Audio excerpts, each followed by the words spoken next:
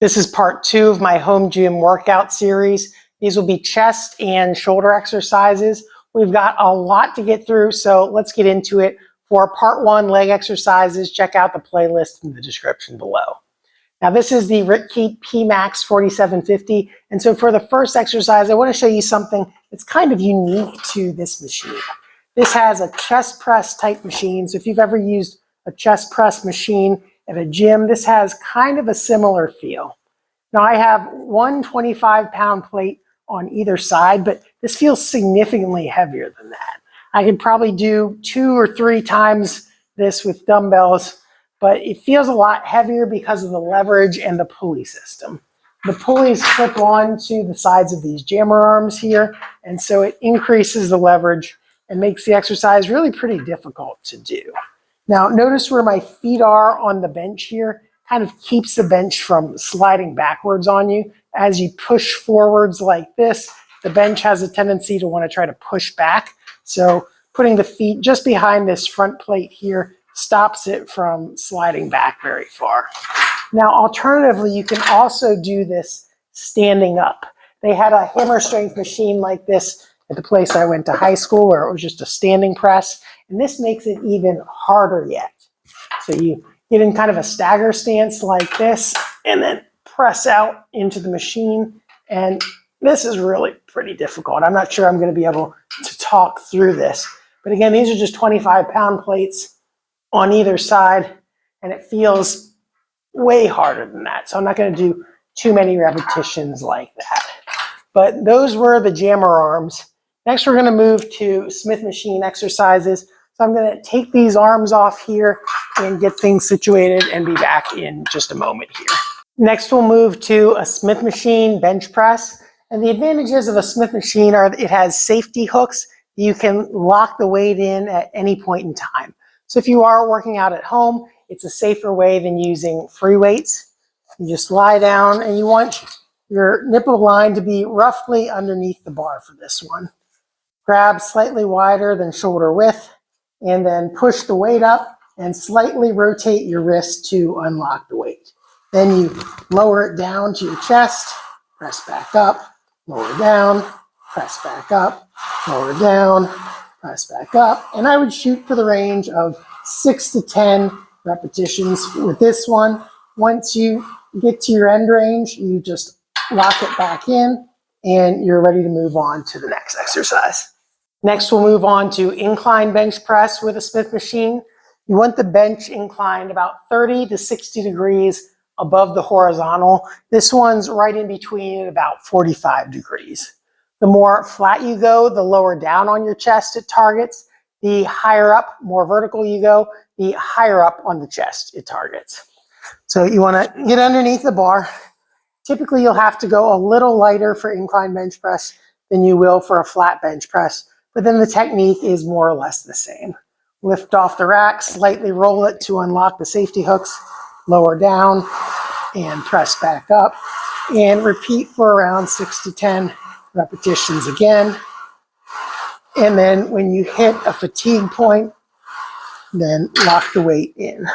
Also note that there are safety catches here, and I should have moved those up a little bit earlier.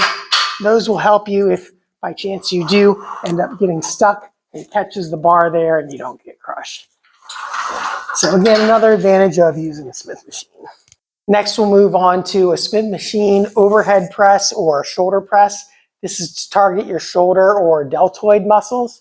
Now note this isn't completely over your head. The bench is set at roughly an 80-degree incline, so it's not straight up and down because you do need to have the bar clear in front of your face. And it comes really pretty close and you're not directly over your head. So for that reason, Smith machine overhead presses aren't my favorite, but sometimes they're the only option that you have. So you'll sit in the bench. You want the bar to be very close to your nose here. So it's moving literally right in front of your face. I have caught my chin in the past doing these, which is another reason I don't really love them, but they are a great exercise. Come down like that and then press back up over your head. Come back down, press back up over your head. And you want to keep the bar as close to your head as possible without actually hitting your head. Again, shoot for around 8 to 10 repetitions with this one, and then when you finish your repetitions, roll your wrists in to rack it.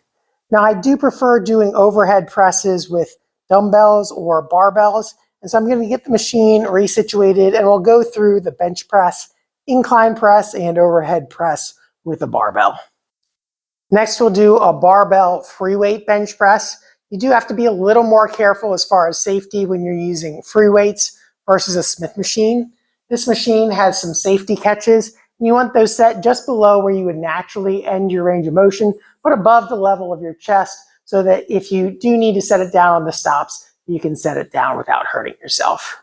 To do this, you'll set up, for the most part, like a Smith machine bench press, but you want to be a little more forwards on it because you're going to lift up and then move slightly forwards so you unrack it and avoid those stops.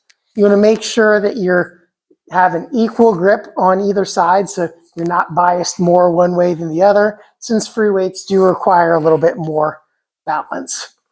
Then lift off, move the weight slightly forwards, come down to your chest, and then press back up, come down to your chest, press back up, come down to your chest, press back up, and again, shoot for the range of 6 to 10 repetitions. When you get to the end range, make sure you're over top of the catches and rack the weight. For the incline barbell press, you'll raise the weight hooks and also the safety catches, and again, incline the bench to around 45 degrees. As you're lining up, it'll look like the bar is slightly behind you as you're looking up at it. Again, make sure you have an even grip on equal side of the bar so that it's balanced, and then you unrack the weight, lower it down to your chest, and press back up. Lower down to your chest, press back up, and note you have to do a better job balancing with the free weight than with the weight machine. Again, shoot for 6 to 10 repetitions, and then when you've tired out,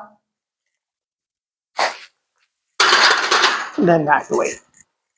For free weight overhead presses, I prefer to do these standing. You can do them sitting with a bench like we did with the Smith machine, but again, there's kind of that close call of getting close to scraping your face. So I think it's a little bit easier when standing. You can kind of lean back to get it past your face and then bring your head back through to keep it more vertically over top of you. Now, typically I would unrack the weight like this and step backwards from the rack, but I'm going to do it facing towards you just so you can see a little bit better for this one. Again, you want to make sure your grip is even. Get underneath of it, kind of rest it over top of your collarbones. Walk the weight out. I like to stagger in a wide stagger side to side and front to back. Just makes you a little bit more stable. And then press the weight up overhead and then come back down. Press up overhead, come back down, up overhead, come back down, up overhead, come back down, up overhead, come back down. And then when you are ready to rack it, just walk backwards, or rather walk forwards into the rack if you're going the other way. So that's the overhead barbell press. Now, in truth, I do prefer dumbbell presses for overhead presses, but you can also do them with cables, which I'll show you next. To do an overhead press with pulleys, you'll set the pulleys at the bottom position and then bring the weights up to shoulder level. You want to stagger your stance much like you did with the free weight overhead press, but note now you can keep the weight sort of in line with your head and you don't have to worry about scraping your face. The cables pass right behind your forearms, or actually it's the strap that passes behind your forearms, but it's really pretty comfortable. You don't really feel it there whatsoever. Now, there's not a lot of weight on the pulley system here, 10 pounds on each side, but it does feel considerably heavier than that due to the pulley system. Now, note that there are 2 cables attached to each one of these. I'll finish the set here, and then we'll move on to some cable lateral raises. But when you have both pulleys attached, you're getting 2 lengths of pull here for 2 lengths of pull here, so it's roughly the same weight. To tell you the truth, I do think it feels a lot heavier than that. When you unclip one of the pulleys, now you're only pulling 1 here, and so it cuts that weight down in half. I'm going to do the same thing over on the other side here. Unclip one side, and now we can do some shoulder lateral raises. You have 3 heads of your deltoid: an anterior head right here, a front head, a middle head, and then a posterior or a back head back there. To do a lateral raise, step forward this way, raise the weights out to your sides like that, and note the cables cross right in front of you. You want your arms coming more or less straight out to the sides though, so you want to be roughly between the pulleys like this. This targets primarily the lateral head or middle head of your deltoid.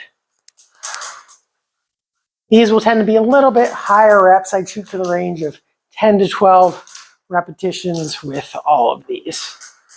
Now with the next one, we're going to move to front raises, and this will work the front head or anterior head of the deltoid. I do like to turn to sort of a thumbs up position, so rotating the handles here on the straps so that you're coming a little bit more thumbs up like that. That does put your shoulders in a little better position than if you were coming up palm down like that. You can do it either way, but I do think it works a little bit better doing it this way. You will want to step forward a little bit for this to keep tension on the cables, and then raise up, going up like that. If you do want to do it in the palms down position, that does work your front deltoid a little bit better. But if you do have shoulder problems, this also puts you at a higher risk of impinging your rotator cuff tendons. So it depends on what your goals are with this exercise. So that's the front raise. Now you can also do chest exercises here. And I will show an exercise for the rear deltoids in just a moment. But while we're set with the pulleys in the bottom position here, you can do an incline cable fly just by coming up like that. And for this one, since the chest muscles are a little bit stronger than the deltoid, I probably will want to reclip this on to get a little bit more resistance. Set forwards, come up like that. You want to start down at your sides, kind of finish the motion up in front of your face. Make sure you're far enough forwards to where you're in the down position. There's still some tension on the cables, and then pull up. You should feel this in the top fibers of your chest, the ones that are kind of right below your collarbone or right below your clavicle there. Next, we're going to move the weights up to the middle position here. And these actually move fairly easily. There is a safety pin on the side here, but after you've removed that, you just slide it up, bring it up this way, slide it back over top there, and replace the safety pin in the side there. And we'll do the same thing with this one. Pull the pin, lift up, unload, make sure I'm set in the same position, and set it right there. This makes it more of a straight chest fly. So you grab onto the handles here. We could also shorten these onto one of these other hooks if you don't want to have to walk as far forwards. Come forwards like this. And this is more of just like a regular chest fly. Not incline, not decline. This works all the fibers of your chest muscles approximately equally. And again, shoot for 10 to 15 repetitions. These ones are a little bit higher than, say, compound movements like chest presses. Next, we'll move this up a little bit higher yet. So we'll just move up here, come up like this, and go all the way up to the top there.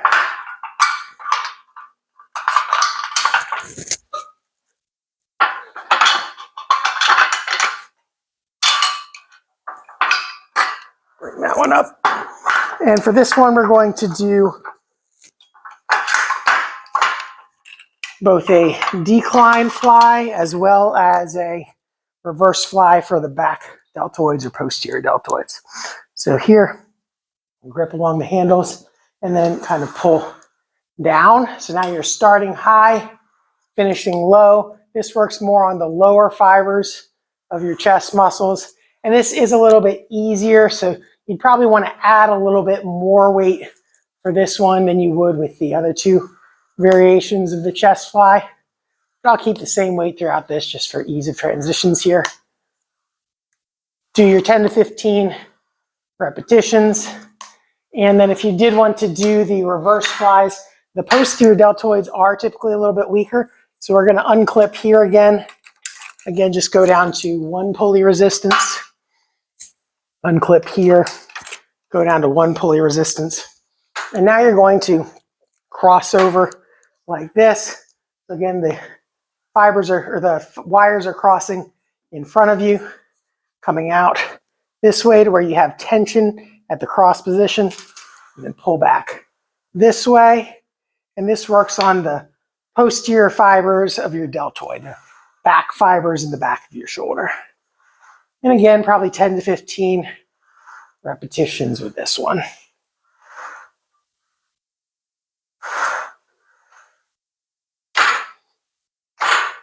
So that was the home gym chest and shoulders workout. To check out part 1, legs, or the next one, back, you can check those out in the playlist down here. If you would like to check out the Rick Keep PMAX 4750, I'll put a link down there as well as in the description. Thanks for watching, and I'll see you in the next one.